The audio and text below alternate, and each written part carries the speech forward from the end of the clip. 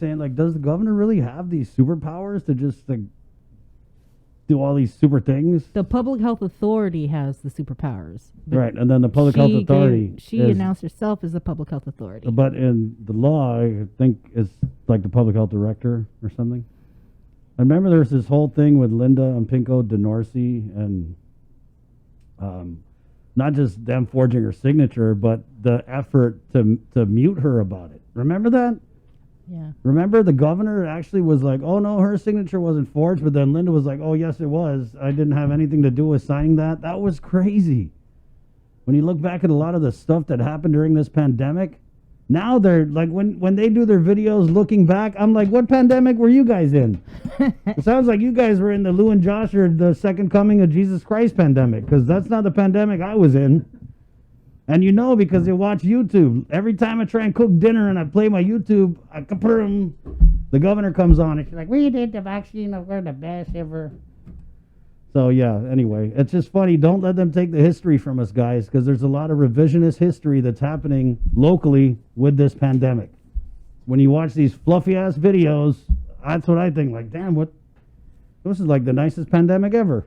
Yeah. Wow. The first one that bothered me was when there were the long lines for the food distribution, and the video that came out was of them passing out the food, like really waving. Yeah, and like, waving. Hey, starving people, right on. Lou and Josh. Hey, guys. Anyway. Yeah, so, I don't know so now we're all looking towards You're getting me worked up in here. Okay, economic recovery.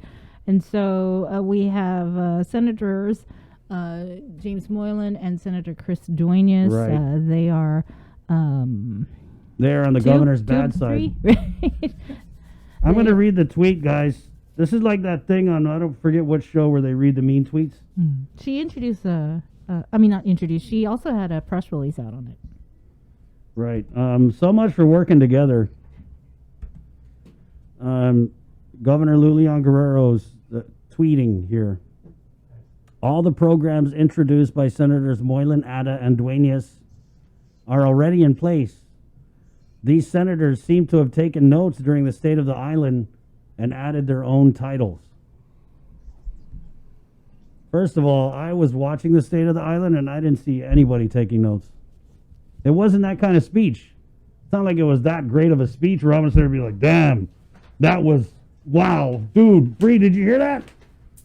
Did you hear that part about no details on how they're going to spend the $661 million? Yeah, let me write that down. Because there's nothing to write down because there was no details. So I guess just, first of all, no one was taking notes during that speech. Sorry, hate to burst your bubble, but it wasn't all that as the speech goes. It was actually kind of a letdown. Right. I mean, there's so much they could have done, Bree. They could have brought out surviving members of people who have passed from COVID. That speech should have been an event. Not like I woke up the night before, oh, damn, what are we going to say? Oh, end it with a quote. From somebody else. From somebody else. Anyway, so were you guys taking notes? Yes or no? Yeah, good morning. Good morning. Good morning. Yes, good morning. Good morning. Well, I did have my notepad out looking for some great ideas, but I didn't write much. The governor did ask us for a measure regarding the DeSantis amendment, the changes that were made to that, and it did originally have an sunshine date, and she wanted that date removed. So after the State of the Island address went back to our office, and we typed up one, and we sent that in first thing the following morning. But you're right, there was a need for the magic wand that night to show where exactly the $661 million was going to go to, and I didn't see that at all. And that's why the senators and we've been asking for the economic plan for months now. And now that the money is supposedly coming in here very soon in the next week or there shortly, what is going to be the primary usage of that? We understand that the governor has put out to subsidize the government shortfalls and to build a new hospital. But there's over $600 million available. I think there's a lot more that can do with that, that the governor can do with that, and we're open to working with the governor to work that out. And that's why we introduced these measures, because we identified some of the shortfalls that the Biden plan doesn't provide. These plans are unique and provide additional usage for many of our populations that the Biden plan was lacking. And hopefully we can get this on the floor. So there's 6 bills, right? Yeah, that's okay. correct. Yes. Take us through just briefly on the 6 bills. Oh, okay. Sure. Well, the first one addresses the RISE Act. As you know, the governor let that lapse into law. You know, it's interesting on her comments as well that she felt that this is a shortfall and she wanted to do something with it, but now kind of backpedaling and saying, no, the Biden plan would take care of it. That's incorrect. You know, that when the RISE plan was passed and the governor let it lapse into law, yes, we did have a stimulus then. And now we're going to get another stimulus from the federal government. But what's the difference? What's the difference between then when you let it lapse into law and saying there are shortfalls, let's do this. And now we're getting future money in here for the additional stimulus, but yet you're saying RISE is not important. So which is it? What is it going to be? We feel that it is important. $1,400 coming from the federal government, that's great. You have $660-some million, Governor. You can't provide additional fundings. And I think the people, like you mentioned, Bree and Chris there, that are standing in long lines for food distribution could appreciate that as well. So that's one of the initiatives, the RISE Act. You know, Senator, when you talk about the RISE Act, which was, I believe, that was former Senator Regine Bisco-Lee's law. I saw that she kind of got into the pylon in Twitter, and she had tweeted out on her own Twitter after sharing a story about you guys and your bills. You know, these are the ones that never show up for the group project but take all the credit afterwards. I kind of read this and I'm like, shouldn't you be asking your Auntie Lou about the RISE Act instead of trying to throw more shade? I mean, throw shade all you want, but also you should check on that RISE Act thing because people kind of need it. And it was your baby at the time, as you were. Yeah, I don't get that comment, but it's all right. You know, the current RISE Act is going to expire December 2021. So we're saying extend it with this new money that you got coming on in and do something with that. The next one is we're talking about displaced employee wealth workforce initiative. This is to give private enterprises employees for 1 year that is paid for with this funding. There's no program like that exists in the federal on the federal side. This is a great opportunity. The employers are going to open the employer is going to open their door. You have some availability of some employees to hire.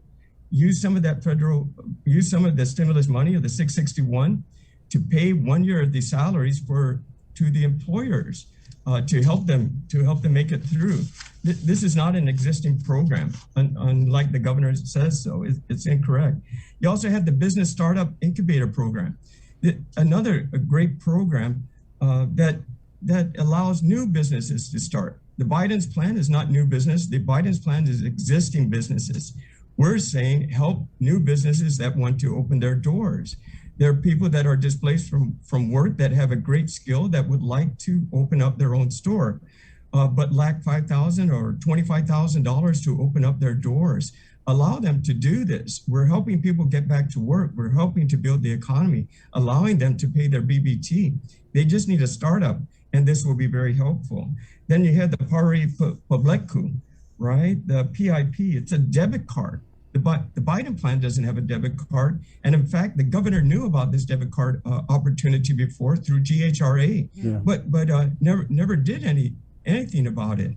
So let's reestablish that. Allow the people of Guam to have a $500 debit card to use wherever they wish for on the island of Guam, so we can regenerate that expenditure into the form of BBT again. And that can be simply done. So I haven't heard that in the governor's plan. I haven't seen that in Biden's plan either. We also have the Home Energy Assistance Program, or HEAP. And this is an existing program that on the government side that is supposed to be giving money to those that are in need of paying their electrical bills, but never has. You know, the government doesn't do that. The government of Guam is using that money for other purposes instead of helping people with their electrical bills. So we basically duplicated one, but said make sure that part of this 661 million is used for the purpose of those that are having difficulty paying their electrical bills. And then the Akalanguma program, that's for your rental assistance. Again, we know that there is an existing one, but there's a lot of qualifications that are difficult to meet. So this one supplements that, identifying these qualifications that so more people can take advantage of this. We're only touching a small percentage of $661 million that we believe can be really helpful for the people of Guam. The governor's answers about this already exists, that's incorrect. I haven't seen the governor's plan yet of what she wants to do with her economic plan. I agree that we should have some money to stabilize the government of Guam, sure, but you're going to have a lot more left over. And instead of trying the magic wand, here's some great ideas that I think we can, Senator Chris Duenas and I and Senator Tony Atta will be happy to work with the governor and do that. Instead of just sitting around and talking about ideas, here are ideas that are already proposed. Now let's take it from there. Yeah. That's when the hard work is going to start. I wanted to ask, go ahead. How much our money are we talking about to implement these bills? I think Senator Chris Duenas, he has a good comments on that question there. Sure, and thank you, Senator Moylan and Chris, Bree, and Jason. Thanks for this opportunity today to once again share with you these great ideas that have been presented by Senator Moylan, myself, and of course, Senator Tony Atta. So these bills represent a little over $80 million, which is about maybe 14% of the overall 661. So we think this is a very reasonable proposal to use a portion of this funding to be able to fund these programs. And I think the most important thing too is that these programs are very much so private sector centered. As Senator Moylan mentioned, the governor has talked about backfilling and funding agencies that have been underfunded. She's talked about setting aside $300 million for a hospital. I think we need to talk about that, whether or not that's the right thing to do with that amount of money. I think we might need this funding. There's not the same restrictions on this funding. It actually extends out multi-years going forward, and we may need to smooth out the revenues based on all of our loss of revenue, and it's going to take a long time to get tourism back up and running. So I think that as Senator Moylan mentioned, we were trying to take notes during the governor's presentation. The problem is there was nothing to really take a whole lot of notes on, and so we were texting each other saying, let's put together a plan. And so that's what this is, and I think that so far it's a great starter to a plan going forward, and the bills are very good bills that really are going to stimulate our economy immediately. I'm sorry, how much did you say these bills would cost? The grand total is a little over 80 million in terms of each program having its particular set aside and appropriation. Mm-hmm. So what is your response to then the governor, because she did issue a press release that Moylan, Atta, Duenas have missed the bus. Guam is moving. Not once did the sponsoring senators pick up the phone to discuss their ideas and work to find common ground. Contrary to what these authors say, they do not actually want to work together. They've not considered the work that is currently being done by this administration to help our people. They have not consulted with identified agencies on these initiatives. Quite frankly, these bills are about politics, not progress. I Bree, think that that's an unfortunate statement. And the reason why is that the legislature speaks through the bills that they introduce. Jim and I have been down to the governor's office, having been summoned on Bill 11 to discuss with her what Bill 11 would do.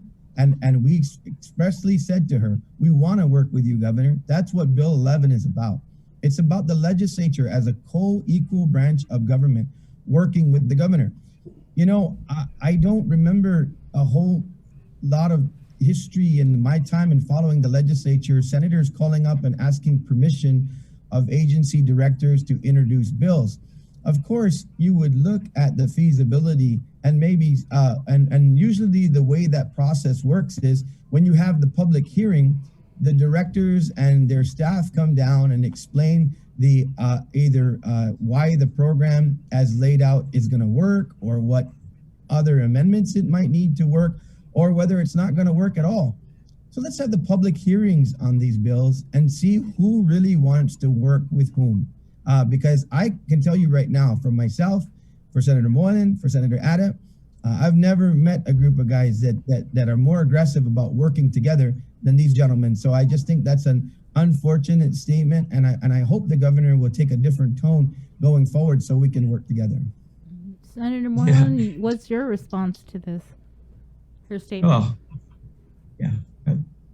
What can I say, right? I think that Chris had a similar experience right at the start of this pandemic, right? And that we can see is consistent with the governor when she makes this kind of statements. But like Senator Chris Duenas was saying, we do want to work together. Governor, if you want to call us into the office again, but I'm not going to take an hour lecture about why I shouldn't introduce a bill. I think you should seriously look at these measures, all 6 of them, maybe consider it as an executive order. Help expedite this process. These are great ideas that we're suggesting. We don't have to go through this whole thing for a public hearing and all that and vote on it. You can implement these ideas today. You identified that there are shortfalls. What are you going to do about it? I don't even need to comment on that kind of a statement. It's just wrong. But in the meantime, here's action that we have implemented, and really believe is the right thing to do. We want to get Guam moving again. Sure, and it's going to take hard work from the directors, and that's. Hey, they're well skilled in this now. They got great ideas on how to put these programs together. They can do it once again. And so I trust in them. And with all the applause that we got from at the State of the Island address from her cabinet members that came on in, they all agreed they're doing a great job, and so be it. Congratulations. Now let's move forward. The war is not over yet. We had to just regroup and see what we're going to get. We have new ammunition in from the federal government that we can help fight COVID, our health, to improve our health, and importantly also is to help improve the economic growth of the island. These are 6 initiatives that would do that. Show me your plan, Governor, and maybe I'll be happy to work this together. I haven't seen it. I just have to say that we had the governor on last week, and I had asked her all about this. I said, "Hey, how involved do you think the senator should be?" And she was like, "Yeah, after we do all of our ideas and everything, then we'll send it to them. If they have anything to add, then that's fine." And I think that's how the governor wants to work together. She doesn't want to work together with you guys introducing bills because well, that's just not how she wants to. But I think that it's kind of like this. Oh, yeah, I don't want to work together with that. I mean, how dismissive is that to just chuck you guys' ideas and your 6 bills and to kind of go petty on it? That's what I don't like about it. I don't like this whole petty baloney where they're going to tweet out like, oh, you guys are taking all the credit. Or, oh, yeah, we already stole our ideas from the speech. Like, God, donuts. This is not middle school. Chris and Bree, dude, come on. This whole pettiness has just got to stop already. It's ridiculous. It was petty in the pandemic, petty after the pandemic. Like, really, what is it? The people want you guys to work together. I mean, if the governor doesn't like your bill or whoever's bill, then, I mean, say why. Let it go through the process. It's not a dictatorship. We have 15 senators who are free to debate and introduce measures and get them passed, and that's just how our government works, I'm sorry, guys. It's freaking annoying. Honestly, it is. I don't understand why we just can't work together. I mean, Chris and Bree, I had a colleague on the other side of the aisle during the 32nd Guam legislature in a similar situation where bills were introduced to appropriate funds on a windfall from the government, from the federal government. And that colleague of mine said, cut the politics and cut the checks. So now I ask the governor, if these programs are really truly in place and we are simply cutting and pasting funding, then cut the politics and cut the checks. You can do this today. The other issue is, it's a kind of unfortunate. I really have a lot of respect for Senator Lee, and I think she did some good things during her 2 terms. But to say that we're piling on a program that the governor allowed to lapse into law, did not sign her bill, allowed to lapse into law, and now says she doesn't want to implement, then maybe Senator Lee should work with other Democrat colleagues and the governor now to send a bill to us to repeal the law. Because that's the only way you don't implement the law is you repeal it. And Senator Moylan and Senator Ada and myself, we still want to give that money to the people. We still want to fulfill that promise. But if there's an unwillingness to fulfill that promise, just like the governor asked us to introduce a bill to permanentize the tax cuts, we did it the next morning. Send us the bill to repeal and we'll give it to Rule so they can introduce it. Because that's the only way you don't fulfill a mandate that you allowed to lapse into law. I beg to differ, Senator Duenas, because I believe there was a law passed that gave $10 million to the Guam Memorial Hospital, but they chose that they didn't want to follow that law either. So it's clear that the governor chooses what law she wants to follow, and the AG just conveniently steps out of the way and allows it to happen. It kind of seems like that's a situation where the AG would maybe get involved and be like, hey, this is a law, like, you got to follow the law. Not like you get to pick and choose what laws you want to follow. I mean, it's just kind of, what if we all decided one day, I'm not going to follow this law anymore, speed limit, no, I'm good. Yeah, Chris, I think that, Speaker Talai is still not happy with what happened with that. That was her initiative. But the thing is, we don't follow the law until we get a lawsuit. Then we have to pay that money back with interest. You can't have a law on the books that says you're going to provide a stimulus check to our people and not pay it. You can't do that. Well, it's being done. If you don't want to do it, you have to repeal the law. All right, and if I can just add on that RISE Act, what our bill also does is increase the payment. The RISE Act, the law right now in the book says $800 for individuals and $1,000 for family. This proposal says increase it to $1,600 per individual and $2,000 per family. We recognize that we have the $660 million coming in. The governor's only identified so far wanting to stabilize the government and only put $30 million or so into building a new hospital, which, by the way, where is the plan for building this new hospital? How do you come up with that amount of money without giving us the plan? I don't know. First, you had to put a plan, but I understand from our plans that we've seen, it's going to cost a lot more than $300 and some million, probably even double that. So what's going to happen? Are we going to do a bond for the original money? Where is that other money going to come from? Again, no plan. But going back to the original law, the RISE Act, this can be implemented. It was lapsed into law. It hasn't done so now, but we're saying increase the amount of distribution to the people so it can get back into the hands of the community to help these people in long lines, to help regenerate the BBT and get the money back that way by circulating it in the economy.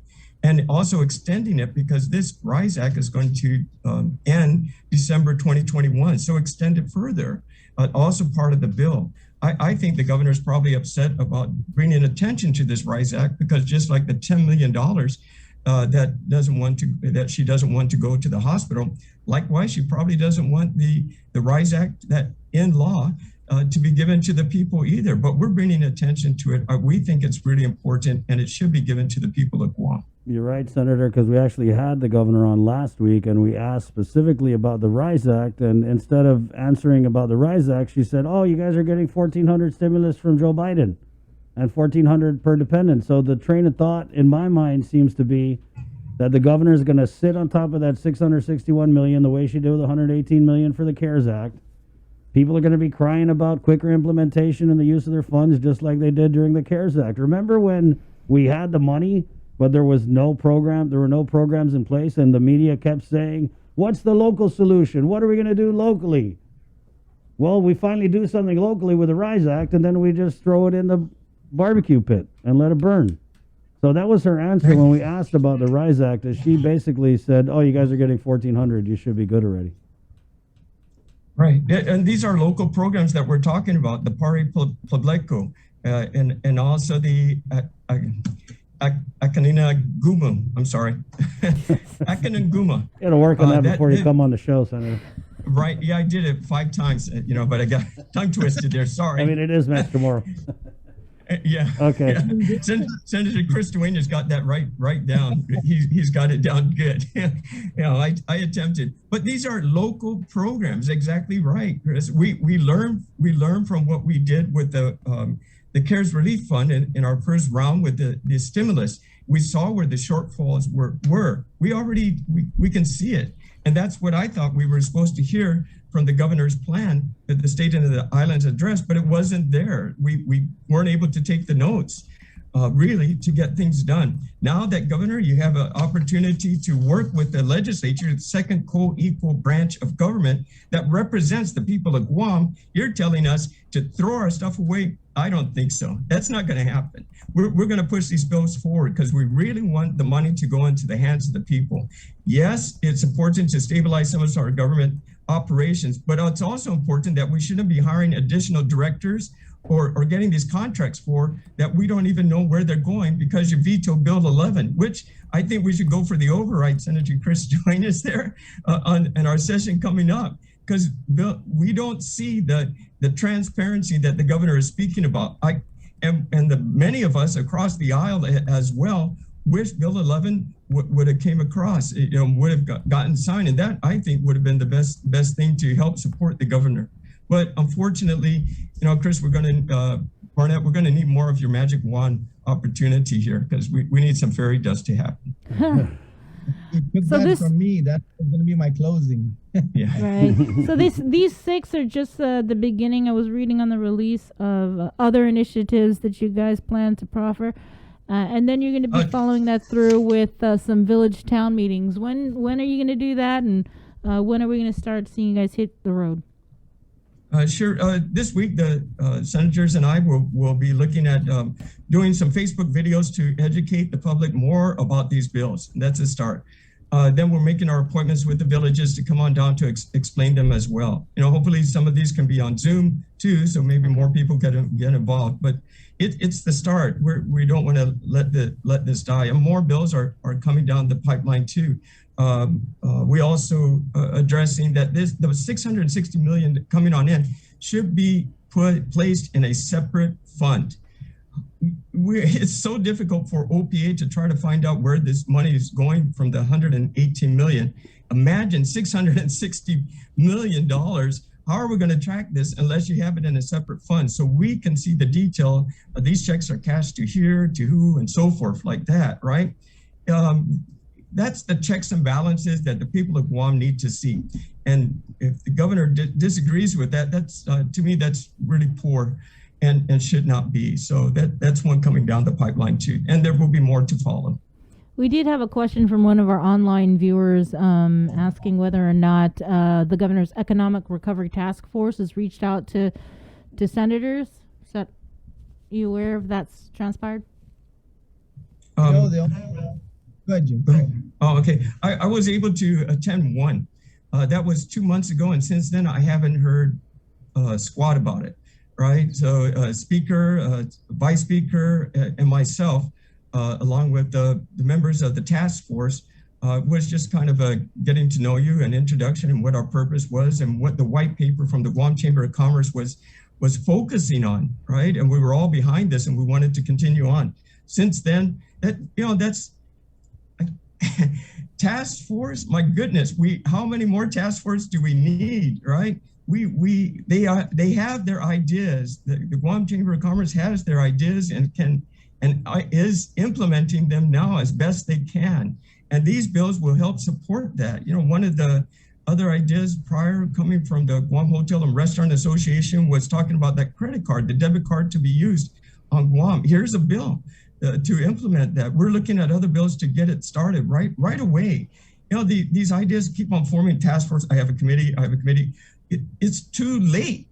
Implement your stuff already. And that's what we want to do. If they decide to have a meeting here next week or so, sure, I'll attend. And what are we going to do? We're going to implement a measure to help support that. So, well, I'm still waiting for the phone call. That's interesting. Yeah. It's like I thought the legislature was the policy. But you know what's funny about this economic, what is it, Bree? Which? The economic whatever task force, Ray. Economic recovery task force. Yeah, the economic task force, Ray.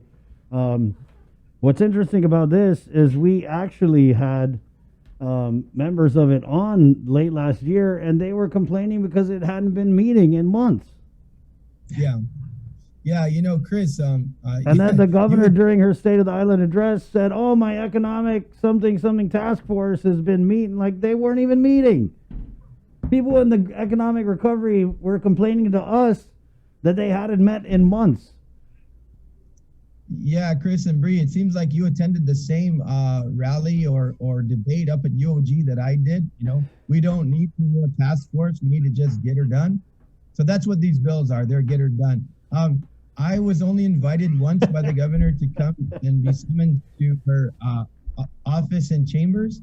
I don't anticipate being invited to anything else over the next year and a half. But you know what? I've been invited to the table at the legislature. And you're exactly right, Chris. Policy emulates from the legislature. The execute means executive. Execute the policies.